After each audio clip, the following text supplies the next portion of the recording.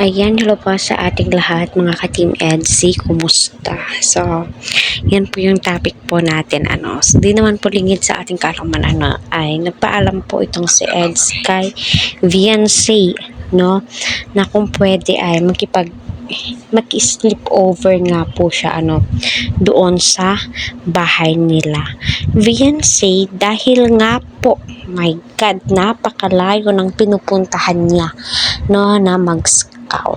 Kapag andoon po sila kay BNC ay hindi po mahirapan na itong si Edong pabalik-balik doon sa isang lugar. Isang gabi lamang po para sa ganon ay mas makilala daw po ni Edo itong si Viancy at chikahan na din po para sa ganun na hindi po mailang itong si Viancy sa kanya. Pero kung napapansin nyo, yes, hindi na po naiilang itong si Viancy kay Eds. Kung napapansin nyo, dahil nga ay nagkakapalagayan na po sila ng loob. Yes, narinig po ninyo doon sa vlogs. Unti-unti na pong inilaglag ni Viancy itong si Edo.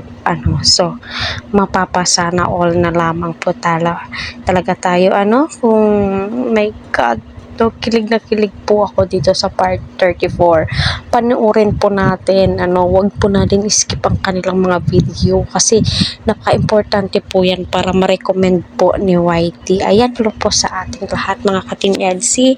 Sana ay nasa mabuti po kayong kalagayan. Patuloy po natin suportahan si Kalinga Prab, Kalinga Eds. So natuloy nga ba, no? Tuloy nga ba yung sleep over ni Edo kila Viancy, no? Marami nga po ang nag-aabang dyan kung tuloy nga po, maraming excited, no?